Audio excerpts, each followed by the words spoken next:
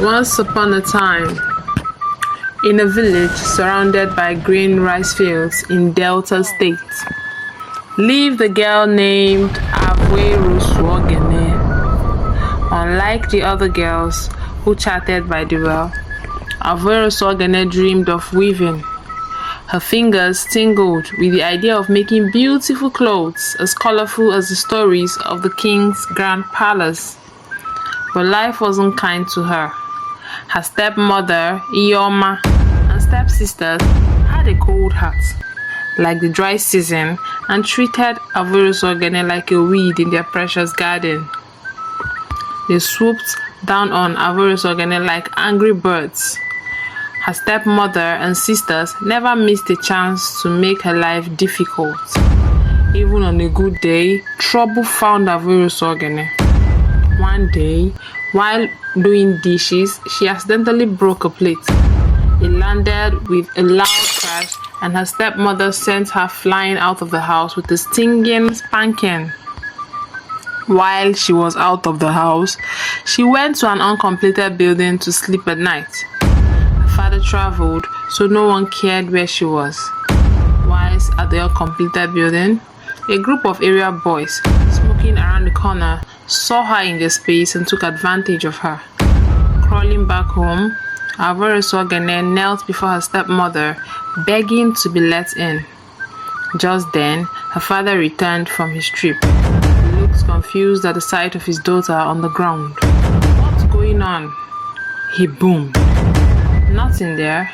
Avero Swogene's mother lied smoothly. She was just trying to get inside the house before she tripped, and I was helping her up.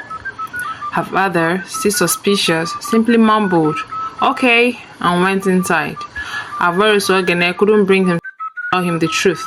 She held on to the belief that things would eventually get better, even if it took time. Life only worsened after that ordeal. When Avero Swogene discovered she was pregnant, her stepmother accused her of being loose and even used a razor blade to make incisions on her. Her sisters mocked her constantly, making everything even harder. As the pregnancy progressed, the stepmother made her life a living hell. Avero Swogene was forced to do the most back-breaking chores while carrying a child. However, fate had a strange twist in store. One day, a rumor swirled through the village like a busy butterfly. The king, the powerful Oba himself, was searching for a wife. But this wasn't just any search. Whispers hinted that the king had a secret, a burden he couldn't share. Some said he was cursed, others that a wicked spell plagued him. Whatever the reason, the king couldn't have children of his own.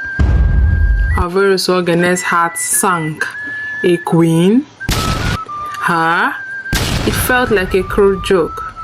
True, the king's choice would be a lucky woman, but wouldn't the pregnancy be a problem? Wouldn't the king want a wife who could give him an heir? A true successor? Dejected, she pushed the thoughts away. Then the news struck like a thunderbolt. The king had seen his bride, and to everyone's astonishment, it was Avero Swogene.